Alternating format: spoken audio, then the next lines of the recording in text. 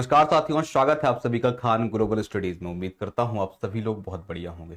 तो दोस्तों, महिला सुपरवाइजर का एग्जाम नजदीक नजदीक आ चुका है। आप लोगों को आवश्यकता है कि कुछ ऐसी चीजें आपको मिल जाएं जो थोड़ी सी शॉर्ट में हो, कम टाइम पर आपको थोड़ा सा बेनिफिट दे सकें।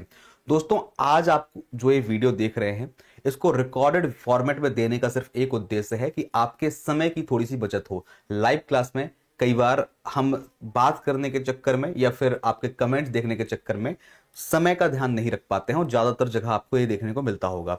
लेकिन यहां पर आपको कम समय में चीजें जानने को मिलेंगी और जो भी चीजें आप देखेंगे वो सारी चीजें आपको क्या बोलते हैं, शॉर्ट में मिलेंगी। हम संपूर्ण बीमारियों और उनकी संबंधित कुछ चीजों के बारे में पढ़ने वाले हैं सिर्फ 30 मिनट में, और ये संक्षिप्त जानकारी है। दोस्तों, आपको पता होना चाहिए कि 8 नंबर का सिलेबस, 8 नंबर के क्वेश्चन इससे देखने को मिलते हैं। बहुत से बच्चे कंफ्यूज रहते हैं सर उसके रिलेशन में कि सर ये सर कवक की बीमारी है कि ये फंगस की है कि मतलब एक कृमि की है या फिर ये विषाणु की है, जीवाणु की है। तो उनको कुछ ट्रिक्स के माध्यम से एक क्रम में एक सही तरीके से आपको बताने की कोशिश की जाएगी, जो निश्चित ही आपके एग्जाम के लिए बहुत ज्यादा लाभदायक होगा। इसकी जो पीडीएफ है वो आपको टेलीग्राम ग्रुप में भी मिल जाएगी केजीएस के। इसके अलावा जो हमारे एप्लीकेशन के बच्चे हैं उनको एप्लीकेशन में जो भी अर्थात सिलेक्शन बैच या टारगेट बैच के और बच्चे हैं उनको भी वहां पर पीडीएफ इसकी मिल जाएगी। तो दोस्तों, बिना समय गंवाए हम शुरू करते हैं। और एक चीज और, रिकॉर्डेड देने का मतलब सिर्फ एक है कि हमें लाइव का संख्या नहीं दिखाना है कि हम कितना लाइव पढ़ा रहे हैं। हमारा सिर्फ एक उद्देश्य है कि हमें आपको सही कंटेंट और ओरिजिनल कंटेंट शेयर करना है। तो दोस्तों, शुरू करेंगे अपनी जानकारी से। सबसे पहले हम विषाणु जनित बीमारियों की ट्रिक समझेंगे। आप लोगों में से कुछ लोग हंस सकते हैं इस ट्रिक को देख करके, क्योंकि उसमें तस्वीर कुछ ऐसी लगी है, लेकिन इस ट्रिक से आपकी कुछ बीमारियां कंप्लीट हो जाएंगी। सर, विषाणु जनित रोगों की हमारी पहली ट्रिक है, रेखा हमें हिट करके पीछे छोड़ गई। सर, पीछे को मैं पोएचे बोल करके ट्रिक बनाने का प्रयास करूंगा। हो सकता है आपने पहले भी इस प्रकार के वीडियोस देखे हों, लेकिन लास्ट टाइम पर यह चीज आपके काम आएगी, विशेषतः उन लोगों को जिनको क्रम भूल जाता है। तो ध्यान देना, रेखा हमें पिट हिट करके पीछे छोड़ गई, लेकिन कहानी कुछ उल्टी है। पता है आपको हिट किसने किया था, ये जानते होंगे आप। सर, इससे जो बीमारियां निकल के सामने आएंगी वो देखिएगा। चलिए, रेखा से रा से रेबीज आता है, ठीक है, रा से रेबीज आता है, ठीक है, जो कि एक विषाणु जनित बीमारी है, कुत्ते बिल्ली बंदर के काटने से होती है। खसरा, जो कि श्वसन तंत्र को प्रभावित करने वाली या फेफड़ों को प्रभावित करने वाली बीमारी है। खा से खसरा, हा से हर्पीस। सर, हर्पीस के दो रूप मिलते हैं, जान लीजिएगा। एक HSV-1 होता है, एक HSV-2 होता है। सर, जो HSV-2 है ये सेक्सुअल ट्रांसमिटेड डिसीज है। सेक्सुअल ट्रांसमिटेड डिसीज का मतलब जननांगों को होने वाली प्रॉब्लम है। और HSV-1 जो होता है, हर्पीस सिंप्लेक्स वायरस, ये ओरल डिसीज है। ये आपके मुख में होने वाले छालों या होठों में होने वाले छालों या विभिन्न प्रकार के घावों को संदर्भित करता है। HSV-1 ओरल होता है, HSV-2 सेक्सुअल ट्रांसमिटेड डिसीज है, यानी कि विशेष जो जनन अंग होते हैं उनको प्रभावित करता है। मां से सर मेनिंजाइटिस होगा। मेनिंजाइटिस का मतलब दिमाग अर्थात जो ब्रेन की हमारी झिल्लियां होती हैं, उन झिल्लियों पे जो सूजन आ जाती है उसको मेनिंजाइटिस बोलते हैं। हा से हेपेटाइटिस है। सर, हेपेटाइटिस के A, B, C 3 रूप देखने को मिलेंगे। विशेषता हेपेटाइटिस किस वजह से होता है, हर चीज में शॉर्ट में बता रहा हूं। विशेषता हेपेटाइटिस सेक्सुअल ट्रांसमिटेड डिसीज अर्थात यौन संबंधों से, खून के बदलने अर्थात ब्लड ट्रांसफ्यूजन से, कोई भी हम टैटू वगैरह गुदवा रहे हैं वो इन्फेक्टेड रहते हैं उनके माध्यम से, लोग इन्फेक्टेड सिरिंज का अस्पतालों में उपयोग करते हैं उसके माध्यम से। तो ये हेपेटाइटिस के होने के कारण है। ट्रकोमा आंखों से संबंधित वायरल डिसीज है। आंखों में जो परत होती है इसमें विभिन्न लाल रंग की सूजन आ जाना ट्रकोमा है, ठीक है। सर, करके जो एक शब्द बीच में था इस ट्रिक में, इससे कोई भी हमारा नहीं बनता है, इसलिए इसको हमने साइलेंट कर दिया है। पा से पोलियो है, जो कि तंत्रिका तंत्र को अर्थात ब्रेन को और हमारे स्पाइनल कॉर्ड को प्रभावित करने वाली बीमारी है। ए से एड्स, जो कि एक सेक्सुअल ट्रांसमिटेड डिसीज है, HIV वायरस के चलते होती है। चेचक की बात करें तो चेचक में आपको बड़ी माता छोटी माता दोनों देखने को मिलता है। एक यदि हम बड़ी माता बोलते हैं तो ये वेरी ओला वायरस की वजह से होगा। यदि चेचक का एक दूसरा रूप छोटी माता है तो छोटी माता वेरी स्टेला वायरस के चलते होगा। डा से डेंगू ज्वर है, जो कि एडिस मच्छर के काटने से होता है। गा से गलसोत है, इसको गलसुआ बोलते हैं। मम्स भी बोलते हैं इसको। हमारी जो पैरोटिड ग्रंथियां होती हैं वो सूज जाती हैं। ई से इन्फ्लुएंजा है, जिसको जनरली हम HIV भी बोल देते हैं, क्योंकि इसमें हीमोफिलस इन्फ्लुएंजा टाइप बी है, ये HIV नहीं है। देखो यहां पर यदि एड्स के लिए हम बात करेंगे तो एड्स होता है HIV की वजह से, और वो है HIV, दोनों में कंफ्यूज नहीं होना है। ए इन्फ्लुएंजा श्वसन की बीमारी है, हमारे फेफड़ों की बीमारी है, हमारी श्वसन नली की बीमारी है। HIV एड्स जनन अंगों को प्रभावित करता है, जनन अंगों के माध्यम से हो सकता है, लेकिन प्रभावित करता है हमारे पूरे के पूरे प्रतिरक्षा तंत्र को, हमारी इम्यूनिटी को खराब करती है। तो सर ऐसा नहीं है कि मैंने सारी की सारी बीमारियां इस ट्रिक के माध्यम से बता दी, लेकिन कुछ महत्वपूर्ण बीमारियां जो आपको भूल सकती हैं उनको हमने यहां पे कंप्लीट किया। रेबीज, खसरा, herpes, meningitis, hepatitis, trachoma, polio, AIDS, चेचक, छोटी माता, डेंगू, गलसुआ, इन्फ्लुएंजा। सर रेखा हमें हिट करके हटा दो। क्या बोलते हैं यहां पे, पीछे के लिए मैंने पोचे वर्ड बनाया था, तो पीछे के लिए पोएचे यानी कि पोलियो, एड्स, चेचक छोड़कर छोटी माता, डेंगू, गई, चली गई, या फिर चली गई को चली भी साइलेंट करना है, गलसोथ और इन्फ्लुएंजा। यहां पे चली के लिए कोई ट्रिक काम नहीं कर रही है। ठीक है, क्लियर है? तो आपको यहां तक का पॉइंट क्लियर हो गया होगा कि कौन कौन सी बीमारियां विषाणु की वजह से होती हैं। ठीक है, ऐसे ही हमारी एक अगली ट्रिक आएगी जो कि होगी जीवाणु जनित रोगों के लिए। पहले भी पढ़ी होगी, कुछ जीवाणु की बीमारियां हम जान लेंगे, बाकी मैं हल्का हल्का एक्सप्लेनेशन भी दे रहा हूं आपको।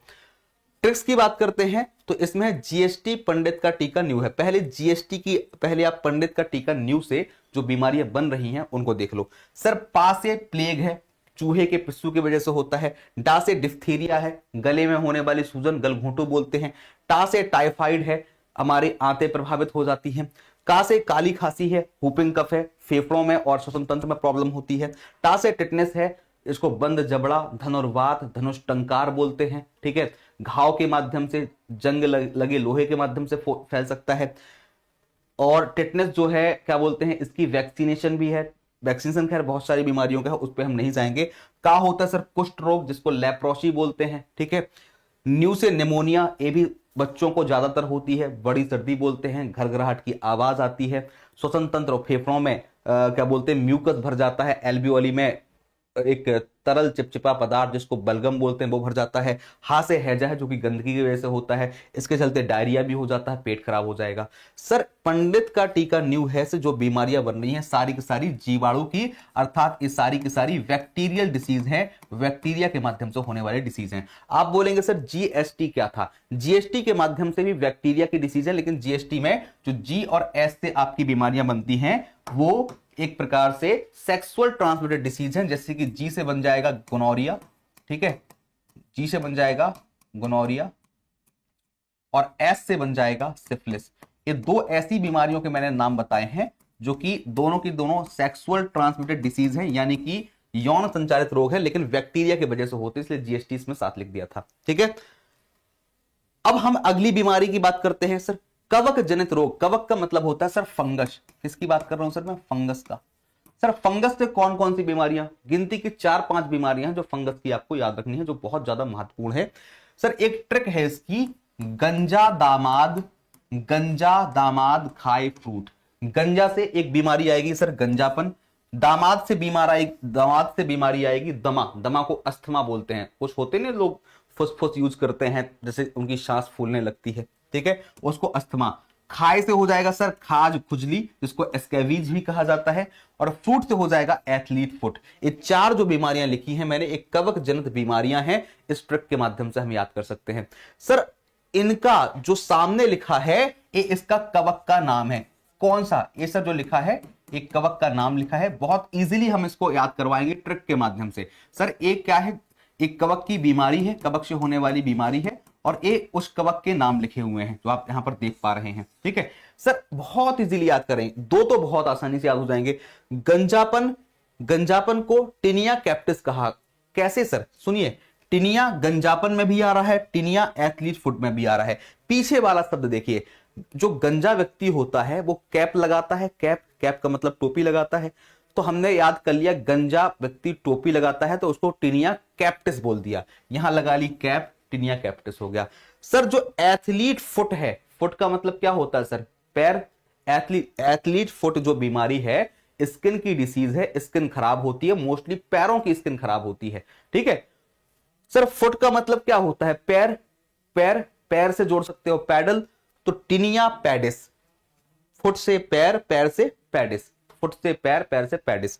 तो एथलीट फुट का जो कवक का नाम होगा वो होगा टिनिया पैडिस, और गंजापन का होगा टिनिया कैप्टिस। आई होप सो कि ये पॉइंट आपको इजीली याद हो गए। सर खाज खुजली में आएंगे तो खाज खुजली को अंग्रेजी में स्कैबीज कहा जाता है, इसी से जुड़ा हुआ इसके कवक का नाम है सरकोप्टस स्कैबी। सरकोप्टस स्कैबी, स्कैबीज खाज खुजली को अंग्रेजी में बोलते हैं, और जब स्कैबी नाम का आपको एक शब्द मिल जाएगा आप समझ जाना कि सर एक कवक का नाम है। ठीक है, खाली दमा का, अस्थमा का बस याद करिएगा कि सर दमा यानी कि अस्थमा का जो कवक होगा वो होगा एस्पर, एक वर्ड है एस्परगिलोसिस। एस्परगिलोसिस क्या होता है, मैंने एस्परगिलोसिस दो वर्ड में काट लो, एक एस्पर फिर गिलोसिस। एस्परगिलोसिस जो है दमा यानी कि अस्थमा के कवक का नाम होगा। आई होप सो के सारे पॉइंट आपको क्लियर हो रहे होंगे। ठीक है, तो कवक जनित रोग हमारे यहां पे कंप्लीट होते हैं। ठीक है, अब हम बात करेंगे एक अगली ट्रिक की जो कि परजीवी जनित रोग है, अर्थात प्रोटोजोआ से होने वाली बीमारियों की ट्रिक है। ठीक है, प्रोटोजोआ, प्रोटोजोआ आप जानते होंगे, जैसे कि जो मलेरिया होता है, ठीक है, मादा एनाफेज मच्छर के काटने से होता है। सर यह रोग एक परजीवी रोग है। ठीक है, इसके अलावा हम बात करते हैं बालू मक्खी, जिसको हम सैंड फ्लाई बोलते हैं, उसके काटने से काला अजार होता है, और काला अजार का जो कारक होगा वो होता है विसरल लिस्मेनिया। तो ऐसे ही आपके कुछ चीजों के लिए ट्रिक है, प्रोटोजोआ से होने वाले रोगों के लिए ट्रिक है, पापा काम पे सोते हैं, पापा काम पे सोते हैं। पापा से भैया पायरिया आ गया, काम से का से आ गया काला अजार, मां से आ गया मलेरिया। पापा काम से पायरिया, काला अजार, मलेरिया आ गया, पे से पेचिस आ गया, सोते से सोने की बीमारी आ गई, स्लीपिंग सिकनेस। यहां पर बच्चे बहुत कंफ्यूज होते हैं, सर ये स्लीपिंग सिकनेस है, स्लीपिंग सिकनेस है, ठीक है, और एक काला अजार है, काला अजार, इसको हम विसरल लिस्मेनिया, विसरल लिस्मेनिया के नाम से जानते हैं। ठीक है, ध्यान देना, इसको काला अजार विसरल लिस्मेनिया के नाम से जानते हैं। सर जो स्लीपिंग सिकनेस होती है ये होती है सीसी मक्खी की वजह से, सीसी मक्खी, ये होता है सीसी मक्खी की वजह से। ठीक है, सीसी मक्खी के काटने की वजह से या उसके हमारे संपर्क में आने की वजह से। और जो काला अजार नाम की बीमारी है, ये बीमारी काला अजार किसके वजह से होती है, ये बालू मक्खी की वजह से होती है, बालू मक्खी, बालू मक्खी से। सर बालू मक्खी को सैंड फ्लाई कहा जाता है, सैंड फ्लाई, जबकि सीसी मक्खी को दूसरे शब्दों में टीएसई, तसे तसे फ्लाई, टीएसई तसे तसे मक्खी कहा जाता है। ठीक है, याद रखिए। पायरिया सर बीमारी हमारे मुंह की है, दांतों में मशकड़ों में सड़न सी लग जाती है, बहुत बुरी बदबू आएगी या फिर स्मेल आएगी, वो पायरिया है। मलेरिया आप जानते होंगे, पैचिस पेट की बीमारी है, आंतों की बीमारी है, जब मल के साथ खून निकलता है तो कई बार उसका कारण पेचिस हो सकता है। पेचिस का कारण होता है एंट अमीबा हिस्टोलिका। पापा काम पे सोते हैं से हमारी परजीवी की रोग, याद भी कैसा करेंगे सर, परजीवी पापा, पापा वाली ट्रिक जो सर परजीवी प्रोटोजोआ पापा से पायरिया से शुरुआत करिए सर, पा परजीवी पा पापा पा प्रोटोजोआ पा पायरिया। ठीक है, याद रखिएगा। अगली ट्रिक है सर कृमि जनित रोगों की। सर कृमि को कहा जाता है वॉर्म। क्या कहा जाता है सर, वॉर्म। कृमि को कहा जाता है वॉर्म। सर कृमि को निमाटोड भी, निमाटोड नाम से भी लिख करके आ जाएगा। इसको सर कृमि परजीवी भी लिख करके आ सकता है, कृमि परजीवी। कृमि परजीवी को हम पैरासिटिक वॉर्म बोलते हैं, पैरासिटिक वॉर्म बोलते हैं। इन सभी नामों से सर आपकी कृमियों की बीमारी पूछी आपसे जा सकती है। इसकी बड़ी आसान सी ट्रिक है जो हमने बनाई है, ऐस करनी है तो कमी ना करो। और ये आपको सलाह भी है, आप सभी लोग जो तैयारी कर रहे हैं आपको भी ये ऐस करनी है आगे चल के, तो अपनी मेहनत में कमी ना करो, जी तोड़ के ईमानदारी से मेहनत करो। ठीक है, इस ट्रिक से दो चीजें हैं, इस ट्रिक से आपको कृमियों वाला रोग भी याद होगा, और इस ट्रिक से आपको अपने लक्ष्य में जाने के लिए एक बात भी मिलेगी कि जिंदगी में यदि ऐस करनी है ना तो मेहनत में कमी मत करिएगा। ठीक है, तो ऐस करनी है तो कमी ना करो भैया, कमी शब्द से हमने बना लिया कि कृमियों के रोग की ट्रिक है, और जो कृमि वाले रोग होंगे उनमें एस एक शब्द आएगा। कैसा आएगा? यस, यस आएगा। एस का मतलब यस आएगा। कैसे? Taeniasis, ascariasis, filariasis, dracunculiasis. Sir हर शब्द में एक कॉमन वर्ड मिलेगा, आपको याद रखना है यासिस। यासिस वर्ड मिलेगा बीमारी में, यासिस। तो आप समझ लेना कि यासिस वाली बीमारी कृमि की होगी। हमने कैसे याद किया था? कृमि का संबंध कमी से और यासिस का मतलब एस से। जिंदगी में यदि एस करनी है तो कमी ना कीजिए, अर्थात कृमियों वाली रोग में आपको यासिस नाम से एक शब्द दिखेगा। टेनियासिस, एस्कारियासिस, फाइलेरियासिस, ड्रैकनकुलियासिस, ये चारों की चारों बीमारियां कृमि से संबंधित होगी। फाइलेरियासिस आप जानते होंगे, इसको हाथी पांव, फील पांव भी बोलते हैं, फाइलेरिया भी बोलते हैं। ड्रैकनकुलियासिस गंदे पानी की वजह से होने वाली एक बीमारी है। एस्कारियासिस और टेनियासिस ये विभिन्न टेप वर्म यानी कि फीता कृमि और गोल कृमि के माध्यम से होने वाली बीमारियां हैं। ठीक है, जिसमें से अगली हमारी जो बीमारी है वो है आनुवांशिक रोग। ठीक है, आनुवांशिक रोग को सर जेनेटिक डिसीज बोलते हैं। क्या बोलते हैं सर? Genetic, genetic. सर इनको जेनेटिक डिसीज कहा जाता है। ठीक है सर, इसकी ट्रिक क्या होगी? सर जो आनुवांशिक रोग है ये व्यक्ति के डीएनए और आरएनए पर बेस्ड होते हैं। ठीक है सर, इसकी ट्रिक है वही क्लिप वही डॉट, वही क्लिप वही डॉट। ठीक है, याद करेंगे इस ट्रिक से बनने वाली बीमारी।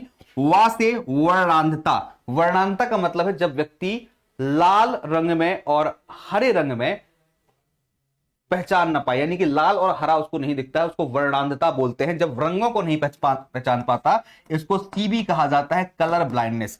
एक होता है सर हीमोफीलिया। हीमोफीलिया खून की बीमारी है, रक्त का विकार है। जब हमारा जो रक्त होता है, हमारा जो रक्त है वो ब्लड क्लॉटिंग करने में फेल हो जाए, अर्थात यदि हमारे खून में रक्त का थक्का ना जमे। रक्त का थक्का किस वजह से नहीं जमता है? विटामिन के की कमी से, फाइब्रोनोजेन की कमी से, इनकी कमी से, विटामिन इनकी कमी से रक्त का थक्का नहीं जमता है। और जब रक्त का थक्का नहीं जमेगा तो जो बीमारी होगी उसको हीमोफीलिया कहा जाएगा। रक्त का थक्का नहीं जमेगा अर्थात खून बहता रहेगा, अर्थात आने वाले समय में हीमोफीलिया की वजह से खून की कमी हो जाएगी और व्यक्ति की मृत्यु हो जाएगी। सर ये होता है हीमोफीलिया। ही से हीमोफीलिया। क्ली से, क्लिप का क्ली, क्ली से होता है सर क्लीनफेल्टर। क्लीनफेल्टर सिंड्रोम है सर एक। सर क्लीनफेल्टर एक ऐसा सिंड्रोम है जिसमें गुणसूत्र की संख्या बढ़ जाती है, 47 गुणसूत्र हो जाते हैं। 47 गुणसूत्रों में होगा क्या? ना तो वो लड़का जैसा होगा ना ही वो लड़की जैसा होगा। उसे पैदा तो लड़का होना था लेकिन एक्स्ट्रा में उसके पास एक एक्स गुणसूत्र हो गया, यानी कि आपके पास एक्स और वाई के माध्यम से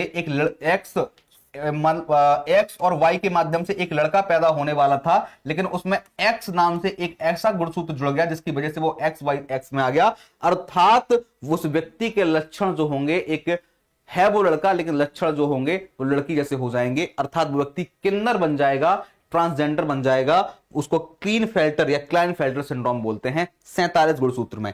एक होता सर पटाऊ। पटाऊ सिंड्रोम को सर हम ट्राइसोमी 13 बोलते हैं। कई बच्चों का होठ कटा हुआ दिखता है, ठीक है, उसको ट्राइसोमी 13। यहां पर जो 22 ऑटोसोम होते हैं उनमें से 13वें ऑटोसोम की 3 कॉपियां देखने को मिलती है, इसलिए इसको ट्राइसोमी 13 बोलते हैं। डाउन सिंड्रोम को मंगोलिज्म कहा जाता है और इसको ट्राइसोमी 21 कहा जाता है क्योंकि इसमें 21वें ऑटोसोम की 3 कॉपियां देखने को मिलती है।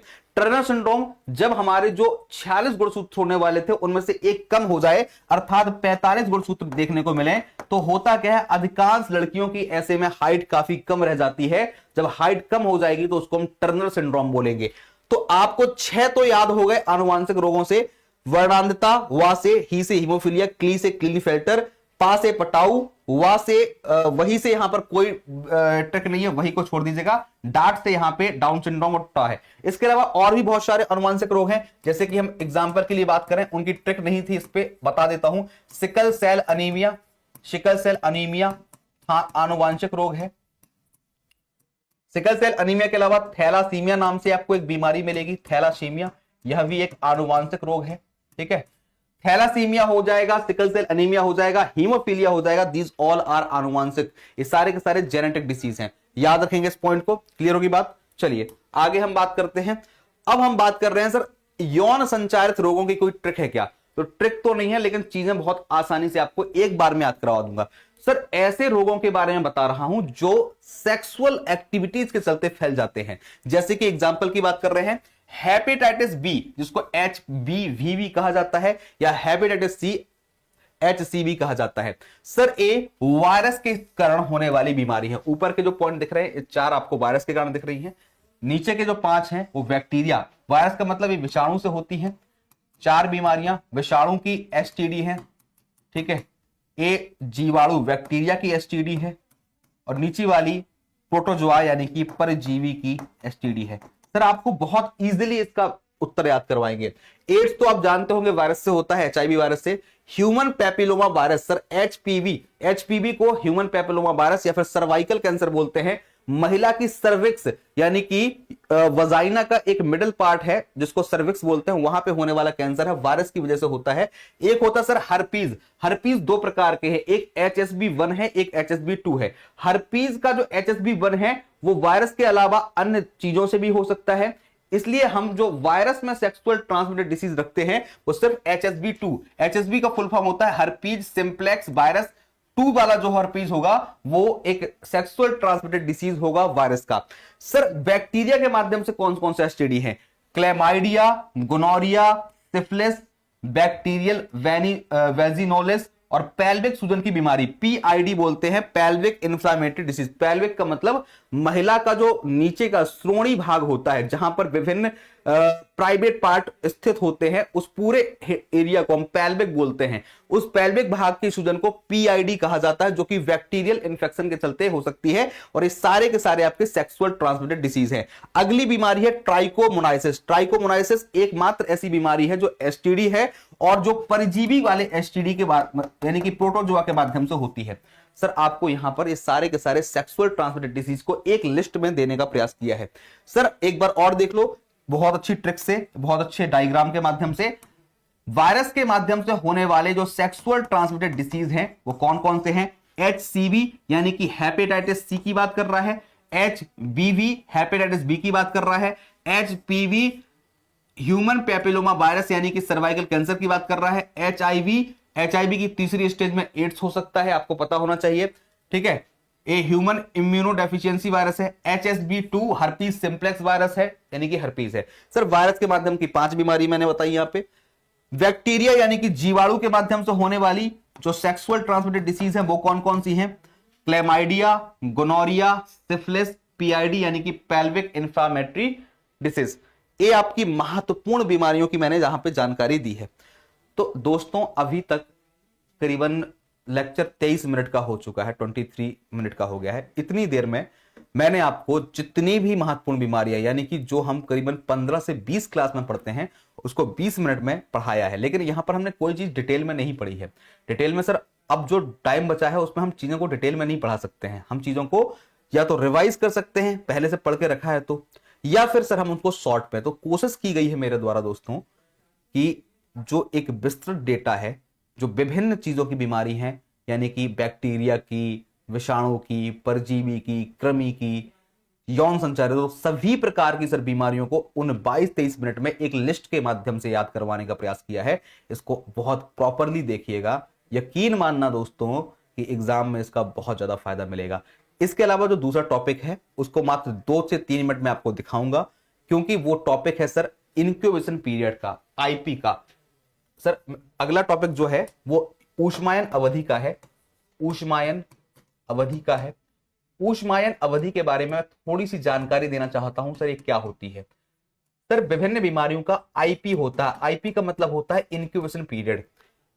जिस टाइम पर बैक्टीरिया या फिर वायरस या प्रोटोजोआ या कोई भी रोगजनक आपके शरीर में प्रवेश करता है तो लक्षण उसी दिन नहीं दिखते हैं, लक्षण कुछ दिन बाद दिखते हैं। जैसे मान लो कुत्ते ने किसी को काट लिया तो अगले दिन थोड़ी ना उसको रेबीज के लक्षण दिखाई देने लगेंगे, कुछ दिन टाइम लगेगा ना। तो ध्यान देना, वायरस बैक्टीरिया के शरीर में प्रवेश करने से लेकर के जब तक कि लक्षण नहीं दिखाई दे रहे हैं उनके बीच का जो गैप होता है जब तक लक्षण नहीं दिखाई दे रहे हैं, ठीक है, जिस दिन लक्षण दिखाई देने लग जाएंगे वहां पे इनक्यूबेशन पीरियड आपका एंड हो जाएगा। अर्थात वायरस, बैक्टीरिया, अन्य रोगजनक के शरीर में प्रवेश करने से लेकर के लक्षण के दिखने तक का बीच का जो समय होता है वो होता है इनक्यूबेशन पीरियड, जिसको ऊष्मायन अवधि या रोग अवधन अवधि कहा जाता है। दोस्तों, आप यदि पहले से इसको पढ़ के रखे हैं तो मैं बिल्कुल नहीं बोलूंगा कि आप जो मैं आपको दे रहा हूं वो आप पढ़िएगा। सर क्या होता है, इनक्यूबेशन पीरियड हर एक किताब में, हर एक वेबसाइट में अलग अलग देखने को मिलते हैं, और उसका कारण क्या है कि हर व्यक्ति के लक्षण भी अलग अलग ही होते हैं। लेकिन मैं आपको जो दे रहा हूं क्लेवेनलैंड, ध्यान देना दोस्तों, ये जो मैं आपको लिस्ट दे रहा हूं ये सारे के सारे आपके इनक्यूबेशन पीरियड हैं और ये वेरीफाइड है, यानी कि इनमें से आप कोई भी उत्तर टिक करके आओगे तो आपका उत्तर गलत नहीं होगा। उसका एक रीजन है कि इनका जो सोर्स है ना सर, ये वेरीफाइड है। ये भारत सरकार और वर्ल्ड हेल्थ ऑर्गेनाइजेशन यानी कि WHO की तरफ से जो वेरीफाइड एवरेज डे होते हैं इनक्यूबेशन पीरियड के, उसकी लिस्ट में आपको दे रहा हूं, वहीं की वेबसाइट से मैंने निकाल के डाले हैं।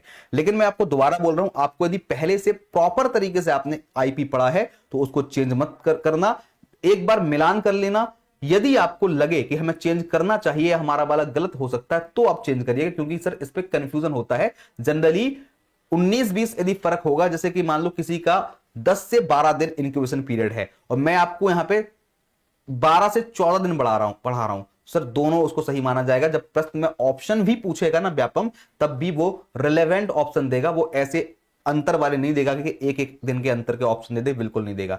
या तो 10-12 दिन का स्लैब होगा या फिर वो 30-40 दिन का देगा, जिसको डिफरेंशिएट करना बहुत इजी होता है। ऐसे में जल्दी से कुछ आपको दिखाता हूं, बाकी पीडीएफ पे स्क्रीनशॉट लेकर के देख लीजिएगा, ठीक है।